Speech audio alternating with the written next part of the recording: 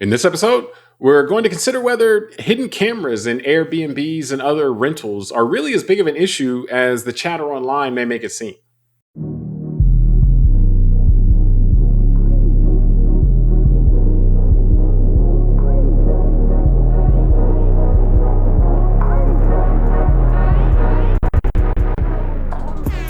Hello, welcome to the Call Like I See It podcast. I'm James Keys, and joining me today is a man who, when it comes to podcasting, is always ready to rock. Tunde Ogunlana. Tunde, you ready to get some stuff off your mind today? Of course, man. That's why we got a show. All right. Before we get started, I asked if you enjoy the show to subscribe and like the show on YouTube or your podcast app. Doing so really helps the show out. We're recording on January 6th, 2026. And Tunde, I know you recently stayed at an Airbnb and you were telling me about all the discussion you saw online and the tips and everything like that about how to check the rental for a hidden camera. And we've all heard reports, as far as hidden cameras being found in the rentals, and Airbnb, I believe in the last couple of years has updated their policies as far as that. But there's still questions on whether Airbnb sufficiently disincentivizes hosts, that if they have those things. So why do you think we hear so much about this on the first hand? Like, is this as big of a problem as the warnings may suggest? In the fact, like, technology has made it so that privacy, even in a vacation rental, is like a thing of the past? I think that last part is the part that makes this intriguing for all of us, because the idea of privacy, that's what it all comes down to. It's changed, right? And I think so. And it's interesting you bring it up that I did just stay in an Airbnb, I'd say less than a week ago, for 10 days with my family. So my wife, my kids, I got step grandkids now with my daughter's wedding. So that's cool. So the idea that somebody could be watching all of us go about our regular life is intrusive. Then obviously we could think about the things like me and my wife in the bedroom and stuff like that. That even feels even more intrusive. But like you said, as you wound up, we live in a world where the technology has allowed us to get here. And I'll include Airbnb, their existence, because I thought about it when I was at the Airbnb, that without the internet and this type of technology and algorithms and all that, we couldn't do this, renting single family homes from people in another state.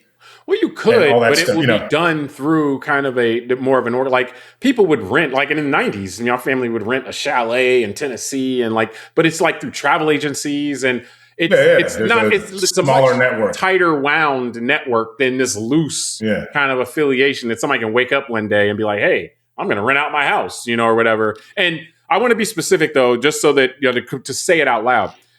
The technology piece in particular that I wanted to make sure we hit on is that the type of hidden cameras and stuff like that, like if you watch from the 1970s, like James Bond movies or something like that, like spies, like they would have these little cameras and, like you'd be in the room or something like that.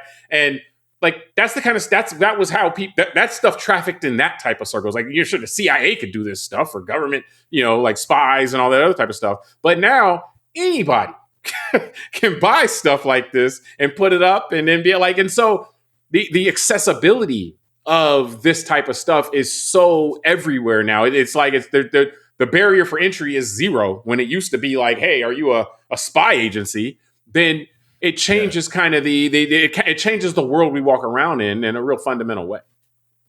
Yeah. Well, and I think that's just, it's like everything else. I'm very aware when I'm in public. Like, just if I drive to a mall to go to a store or something, I assume there's cameras everywhere watching me.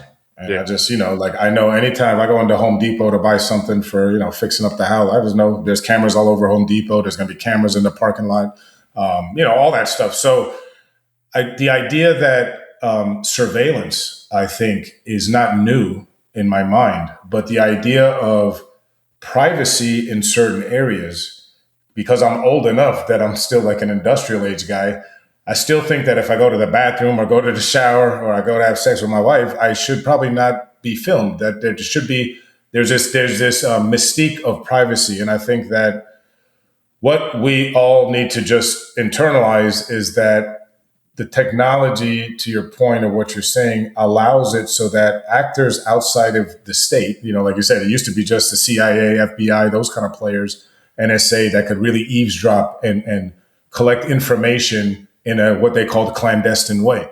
Now, all of us have the ability to go online and buy a camera for probably less than $50 that you can hide in the eye of a teddy bear, or you can hide it in an alarm clock or in a power outlet. So that forces someone like me to have to say, okay, well, I need to now assume that it's not just when I go to Home Depot and a strip mall that I'm being filmed.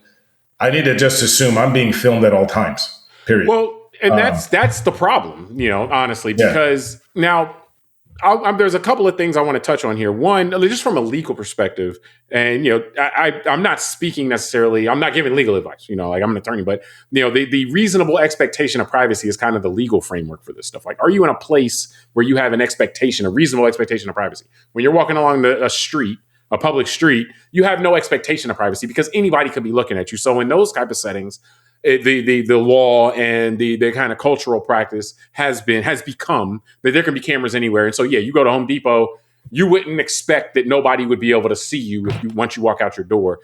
From the moment you walk out your door, you would expect people could see you. So in that case, surveillance is considered to be okay. Now, we should keep in mind, though, that was not something that everybody just embraced and ran into. If you go back a few decades, people complained about that a lot. When they were doing red light cameras, first doing that, people were complaining about it. Doing surveillance in downtowns, people complained about it. So this is not something that everybody's just embraced with open arms, but it has happened. And that's actually my concern. And the way you talk and sound so resigned is my concern here also, because it's like, well, hold up, are we on a slippery slope where now we're going to start sliding into even in a rental space.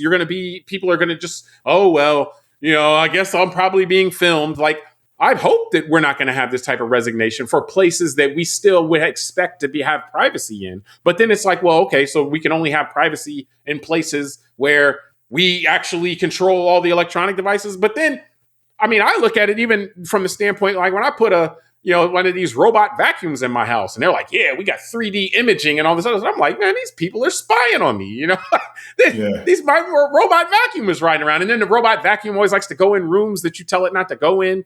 And it's like, man, so I think we are on a slippery slope. And that's my concern here is that when I see this, and I'm like, that's standing up.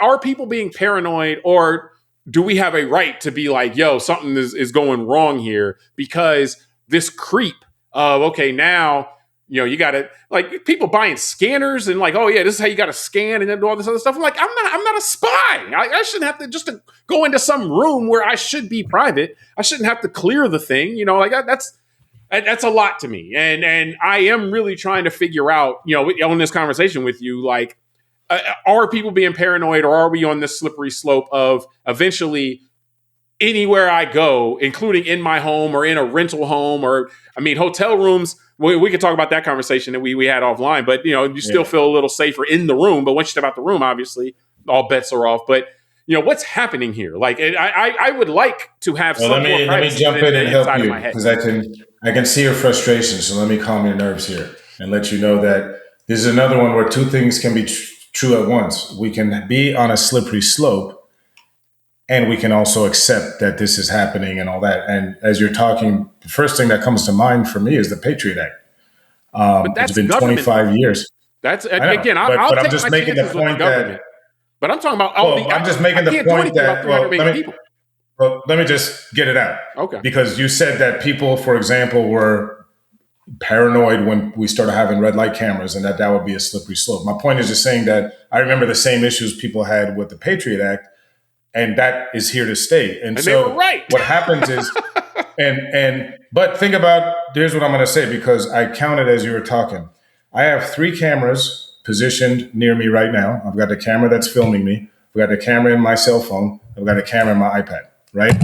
That's 3 opportunities for some corporations, and maybe the government, by infiltrating the corporations or getting subpoenas, to get visuals of me or anytime during the day randomly. Not just the government, any hacker, so, if those things are connected. But think about the one that we're not discussing, but it's part of it. I have 7 microphones in this room right now. I got a microphone on my camera here. I got a microphone that I'm talking into. I got a microphone in my desktop, the screen. Got a microphone on my cell phone and a microphone in my iPad. A microphone is in my iWatch, and a microphone is in my flat screen TV across the room right here. So that's 7 points of entry someone can listen to me. So between hearing and listening, there's 10 points of entry just in this room in my house. And that's not counting the fact I also have a robot, iRobot, and other things that, can spy on me. So that's why I say, as you're talking, I'm thinking we already slipped down. We're already there.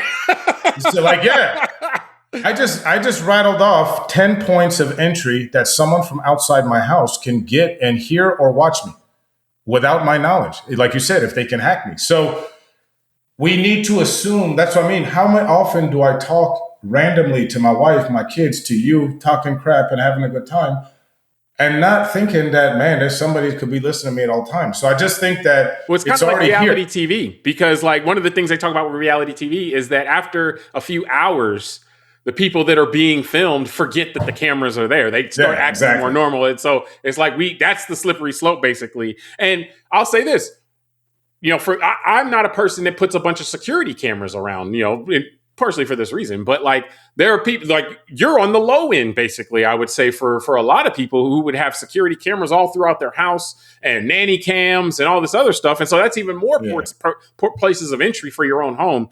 But going back just to the rental space, the fact that this is such a discussion. Now, I made the distinction with you earlier, or offline about how when you're talking about a hotel, it's a little different than an Airbnb, and how I historically have had more confidence dealing with a hotel in the sense because at least there's someone there who if something is caught and something is wrong, there's someone there who's on the hook for it. Like whereas when you deal with Airbnb, it's like, was Airbnb responsible? But you probably, when you book, have this contract with them saying, hey, if something goes wrong, you can't sue us. And then you got to, I'm going to go after the owner of the house. But who knows if that person, if you can actually sue them and win money, if they don't have anything to lose or very little to lose, they don't care, if you go after them. So I always wanted to make sure that there was somebody who was properly incentivized to make sure this kind of thing wasn't happening, invasions of privacy that are illegal.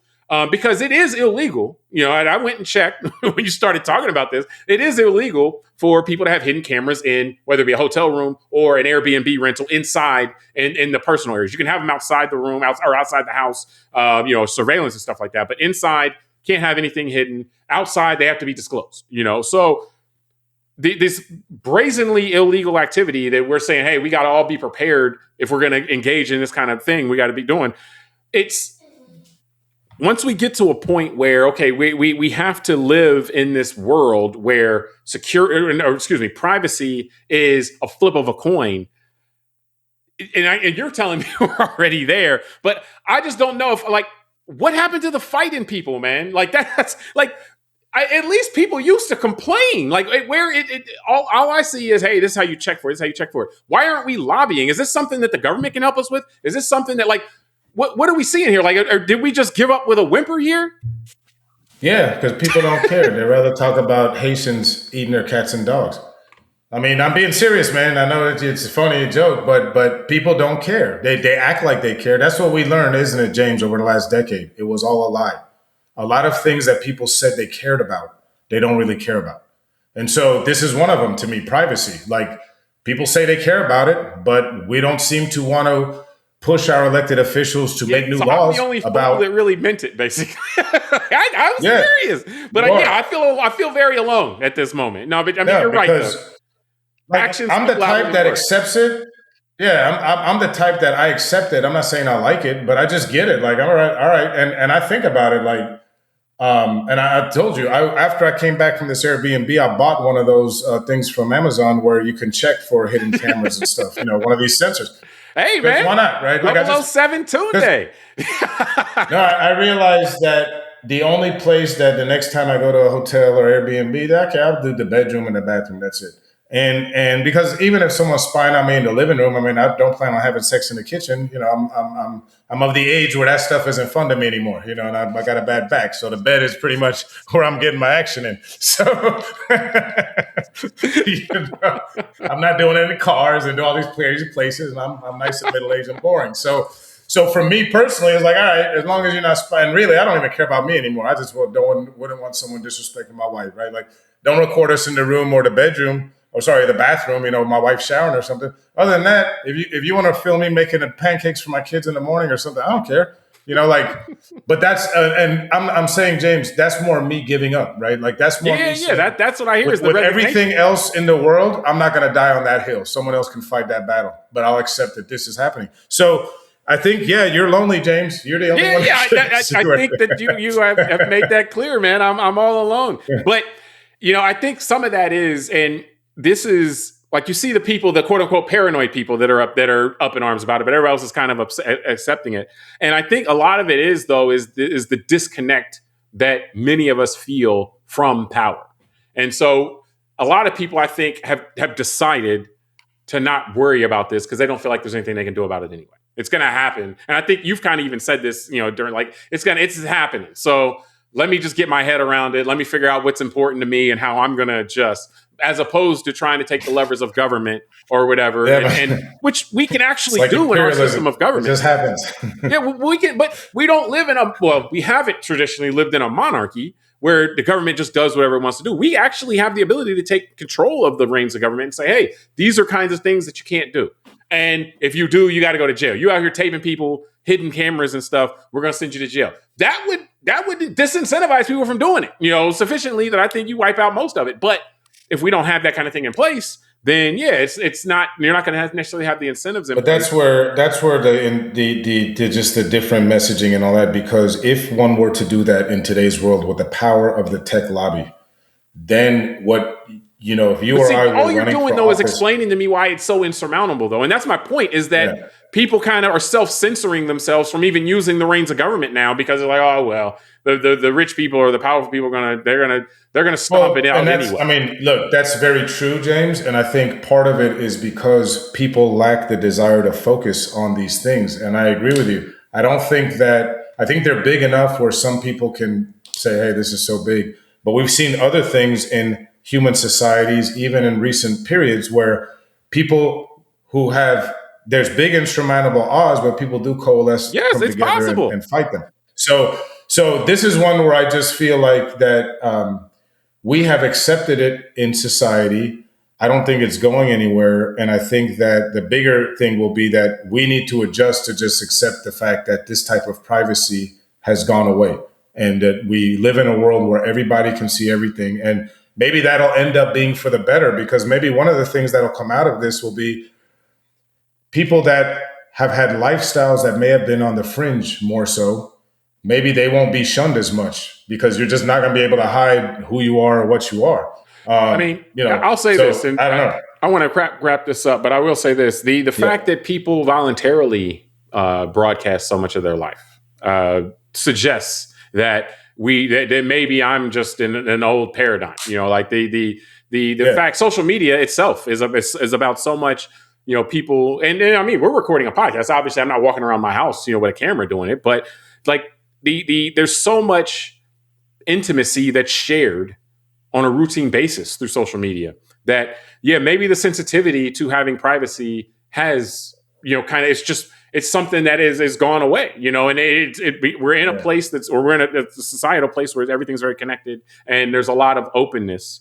And we came from a place where there was a lot of, you know, everybody had their own space, and or at least, you know, in more recent times. And people were very protective of that space. And so maybe it's a cultural thing that the idea of privacy evolved in, and then now it's kind of evolving out of as the culture and the norms changed. And so, I mean, I'm not gonna be happy about it, and I'm gonna actually push against it as long as I'm around. But I mean, you may be on the right side of the motion on this one, man. I will. Yeah, that's good, Grandpa. You let me know how that fight goes. I'll be here hanging out, watching. I'll be here letting myself get filmed by everybody. You tell me how it goes. Be like you're a little bit into that. You see how I make this pancake, eh? Hey man, wait. Hey, wait till you find the baby oil in the humidor box. You know, you're gonna learn a lot of new things about me, bro. Hey man, well, for you it's gonna be cooking oil, man. You got cooking oil in the pancake batter. But I think we're gonna have a second part of this conversation as well, also going into some tech stuff. So join us for that, and we'll talk to you soon.